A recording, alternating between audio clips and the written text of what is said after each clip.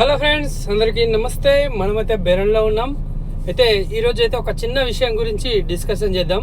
అయితే చాలా బాధాకరమైన విషయం ఏంటంటే, మన గల్ఫ్కి అయితే ఎవరైతే మిత్రులు కొత్తగా పాస్పోర్ట్ తీసుకొని వస్తా అని చెప్పి అనుకుంటారో, ఇప్పటికీ కూడా కొంతమంది చదువుకొని 10th సర్టిఫికేట్ ఉన్నా కానీ ఇప్పటికీ కూడా కొంతమంది చదువుకోలేము అని చెప్పి కొంతమంది పాస్పోర్ట్ తీసుకుంటున్నారని మనకైతే తెలుస్తుంది.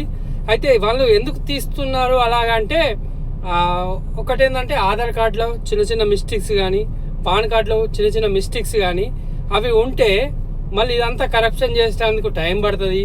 నాకు తొందరగా వీసా వచ్చింది, నేను తొందరగా పాస్పోర్ట్ తీసుకొని బయట దేశం వెళ్దాము అనే ఒక ఉద్దేశంతో వాళ్ళు ఆ పాన్ కార్డులో ఆధార్ కార్డులో ఎట్లయితే ఉంటే అట్లనే పాస్పోర్ట్ తీసుకుంటారు. అట్లా పాస్పోర్ట్ తీసుకోవాలంటే ఏం చేయాలంటే, గుడ్డిగా మనం చదువుకోలేము అన్నట్టు పాస్పోర్ట్ తీసుకుంటే అయిపోతుంది అని చెప్పి ఇప్పటికీ కూడా కొంతమంది అట్లా చేస్తున్నారు అనేది మన దృష్టికి అయితే రావడం జరిగింది. మిత్రులు ఎవరైనా సరే కొత్తగా పాస్పోర్ట్ తీసుకునేటోళ్ళు compulsory Aadhaar card, PAN card, మన తండ్రి పేరు, అన్ని డీటెయిల్స్ పాస్పోర్ట్లో కరెక్ట్గా ఉండేటట్టు చూసుకోరి. ఎందుకంటే ఫ్యూచర్లో మనకు రిన్యువల్ సమయంలో కానీ ఇంకా ఏదైనా మన గల్ఫ్కి వచ్చిన తర్వాత చాలా అంటే చాలా ఇబ్బందులు జరిగే అవకాశం ఉంది. మనకు లైసెన్స్ తీసుకున్నప్పుడు కానీ చాలా అంటే చాలా విషయాలలో మనకు ప్రాబ్లం జరిగే అవకాశం ఉంది. ఇంకొకటి ఏంటంటే, మెయిన్ విషయము మనకు ఇమిగ్రేషన్ అయితే కాదు. ఏంటంటే మనకు ఈసీఆర్ పాస్పోర్ట్ ఉంటే మనకు ఇమిగ్రేషన్ కాదు, ఈసీఎన్ఆర్ ఉంటే ఇమిగ్రేషన్ అవుతుంది. మన దగ్గర పాస్పోర్ట్ ఉంటే ఇంటర్నెట్ టికెట్ బుక్ చేసుకొని అయితే మనము ఏ దేశం అంటే ఆ దేశంకి వెళ్ళొచ్చు. మన దగ్గర ఈసీఎన్ఆర్ పాస్పోర్ట్ ఉంటే, ఈసీఆర్ ఉంటే మాత్రం వెళ్ళరాదు. ప్రస్తుతానికి నాకు తెలిసిన విషయము చాలా మందికి ఒక 50% కావచ్చు, 40% గల్ఫ్లో ఉన్న మిత్రులకు పాస్పోర్ట్లు ఉన్న డేట్ ఆఫ్ బర్త్కు, ఆధార్ కార్డులు ఉన్న డేట్ ఆఫ్ బర్త్కు అండ్ లైసెన్స్ మీద ఉన్న డేట్ ఆఫ్ బర్త్కు మ్యాచ్ కావడం లేదు. చాలా మంది ప్రాబ్లమ్స్ ఉన్నాయి. ఎందుకంటే ఇక ముందు ఎవరైతే పాస్పోర్ట్ తీసుకునే వాళ్ళు ఉన్నారో కొంచెం ఆలోచించి అన్నీ కరెక్ట్గా ఉండాలి.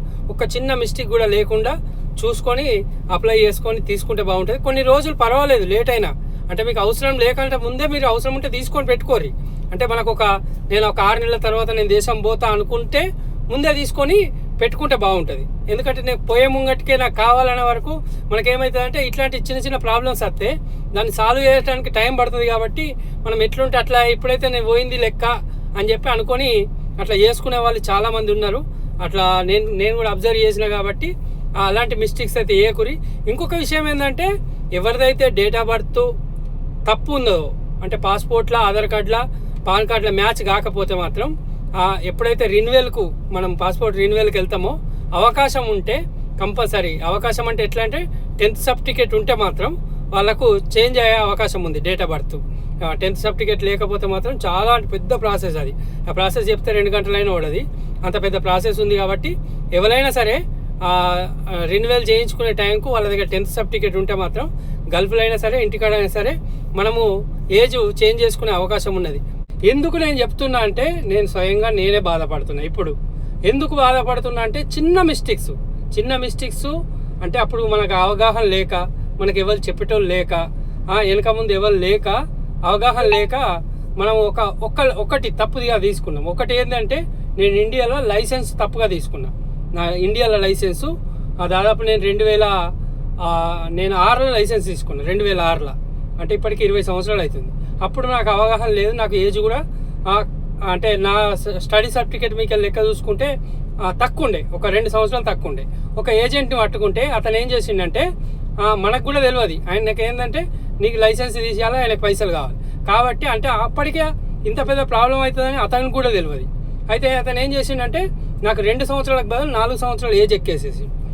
ఒకటి అక్కడ జరిగింది, పెద్ద మిస్టేక్ అక్కడ జరిగింది. అప్పటికి నాకు పాస్పోర్ట్ లేదు, ఏది లేదు, ఓన్లీ లైసెన్సులో మాత్రం అతను 2 సంవత్సరాలకు అయితే సరిపోతుండే, కానీ 4 సంవత్సరాలు ఎక్కువేసిండు.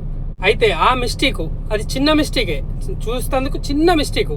అయితే అది ఇక్కడ ఏమైంది, నేను పాస్పోర్ట్ తీసుకునేటప్పటికి నా దగ్గర 10th సర్టిఫికేట్ ఉంది, అన్నీ ఉన్నాయి. కానీ అక్కడ ఏమవుతుందంటే, నేను ఏదైతే లైసెన్స్లో ఏజ్ అయితే ఏదైతే ఎక్కేసిండో అప్పుడు ఏజెంటు, ఆ ఏజ్ అతను ఏం చెప్పిండంటే, నువ్వు గల్ఫ్ పోతే, నువ్వు దేశం పోతే నువ్వు డ్రైవింగ్ చేస్తావు కాబట్టి నీకు డ్రైవింగ్ లైసెన్స్ రావాలంటే ఇక్కడి లైసెన్స్ మీద ఏదైతే డేట్ ఆఫ్ బర్త్ ఉంటుందో అదే పాస్పోర్ట్ మీద ఉండేటట్టు చూసుకుంటే మాత్రం నీకు అక్కడ లైసెన్స్ వెళ్ళడానికి ఈజీగా ఉంటుంది అన్నాడు. అది కూడా ఒక మిస్టేకే, అంటే మనకు అవగాహన లేదు, చెప్పేవాళ్ళు లేరు. కాబట్టి నేనేం చేసిన, లైసెన్స్ ద్వారానే అందులో ఏ డేట్ ఆఫ్ బర్త్ ఉందో ఆ డేట్ ఆఫ్ బర్త్తోని నేను పాస్పోర్ట్ తీసుకోవడం జరిగింది. పాస్పోర్ట్ తీసుకుంటే ఇప్పుడు ఏమైంది, పాస్పోర్ట్ మీద 4 సంవత్సరాలు ఏజ్ ఎక్కువైంది. ఏజ్ ఎక్కువైనందుకు ఇప్పుడు నా ఆధార్ కార్డులో ఒక డేట్ ఆఫ్ బర్త్ ఉంది, పాన్ కార్డులో ఒక డేట్ ఆఫ్ బర్త్ ఉంది, పాస్పోర్ట్లో ఒక డేట్ ఆఫ్ బర్త్ ఉంది, పాస్పోర్ట్ లైసెన్స్ ఒకటి ఉంది అనుకోండి. ఇట్లా నేను చేసుకున్న మిస్టేక్స్ ఇవన్నీ ఏంటంటే నాకు కావాలని, అంటే అవగాహన లేక నేను చేసుకున్నా. అప్పుడు మనకి ఎవరు చెప్పేటోళ్ళు లేరు, ఇట్లా చేసుకున్నా చిన్న మిస్టేక్స్. అప్పుడు చిన్న మిస్టేక్స్. ఇప్పుడు ఏమైంది, మనము కంపెనీలకు వచ్చినాం, గల్ఫ్కి వచ్చినాం, వర్క్ చేసుకుంటున్నాం. ఇప్పుడున్న రూల్స్ రెగ్యులేషన్స్ ఎట్లున్నాయంటే ఆధార్ కార్డులో డేట్ ఆఫ్ బర్త్ కరెక్ట్ ఉండాలి, పాన్ కార్డులో డేట్ ఆఫ్ బర్త్ కరెక్ట్ ఉండాలి, పాస్పోర్ట్లో కరెక్ట్ ఉండాలి, లైసెన్స్లో కరెక్ట్ ఉండాలని చెప్పి ఇట్లాంటి రూల్స్ అయితే ఉన్నాయి. ఇట్లా లేకపోతే మాత్రం రెన్యువల్ అవుతలేదు ఇంటికాడ. మనం ఇక్కడ ఉండి పాస్పోర్ట్ రెన్యువల్ చేసుకుంటున్నాం, ఇంటికాడ రెన్యువల్ అవుతలేదు. ఇది పెద్ద ప్రాబ్లంగా మారిపోయింది. అంటే నాకైతే ఏదైతే మిస్టేక్స్ జరిగినాయో దయచేసి ఇప్పుడు కొత్తగా ఎవరైతే పాస్పోర్ట్ తీసుకుంటారో అటువంటి వాళ్ళు ఎవరు కూడా మిస్టేక్ చేయొద్దని ఒక అవగాహన కోసం అయితే చెప్తున్నా.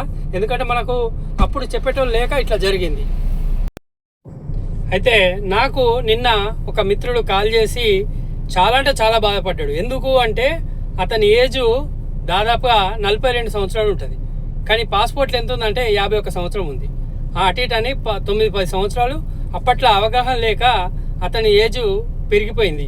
కానీ అతనికి ఇప్పుడు ఏమవుతుంది, మనిషి చూడడానికేమో యువకునిలాగానే ఉన్నాడు, అంత ఏజ్ ఎక్కువ లేదు, కానీ మాత్రం పాస్పోర్ట్ మీద ఎక్కువ ఉంది. గల్ఫ్ దేశంలో ఎక్కడైనా సరే, ఏ కంపెనీ అయినా సరే పాస్పోర్ట్లు ఉన్న డేట్ ఆఫ్ బర్తే చూస్తుంది. ఇప్పుడు అతనికైతే ఆ కంపెనీ ఏం చెప్తుందంటే, నువ్వు ఉంటేనేమో ఒక 6 నెలల వరకు ఉండు, లేకపోతేనేమో నువ్వు వేరే కంపెనీలోకి వెళ్ళిపోతావా, ఇంటికి వెళ్ళిపోతావా, ఫినిష్ వెళ్ళిపోతావా అంటుంది.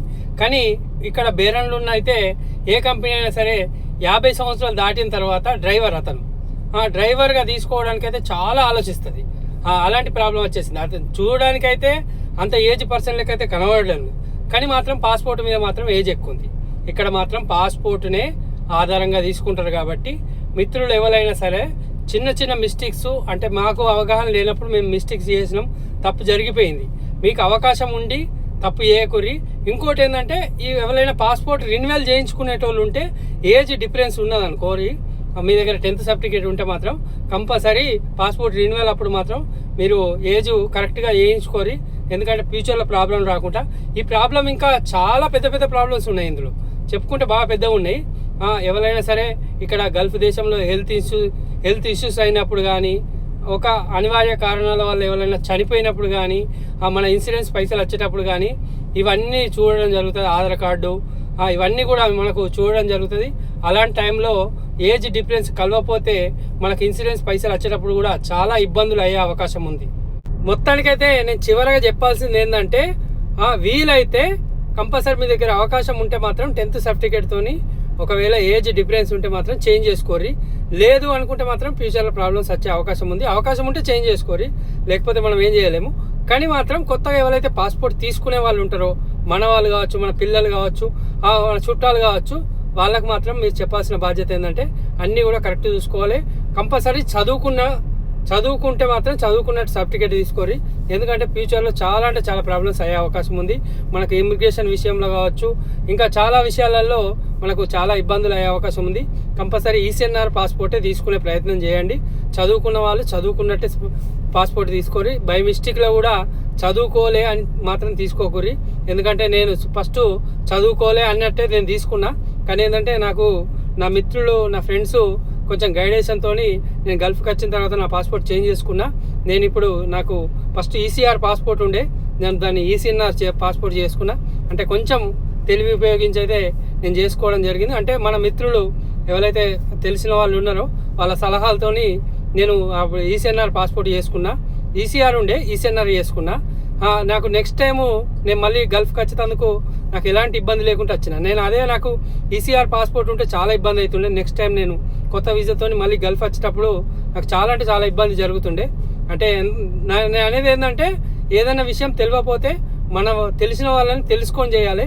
తెలియకుండా కొన్ని మనం చేసే తప్పులు అవి తర్వాత ఫ్యూచర్లో చాలా పెద్ద కారణాలుగా మారే అవకాశం ఉంది. కాబట్టి ఓకే మరి నమస్తే, థ్యాంక్ యూ.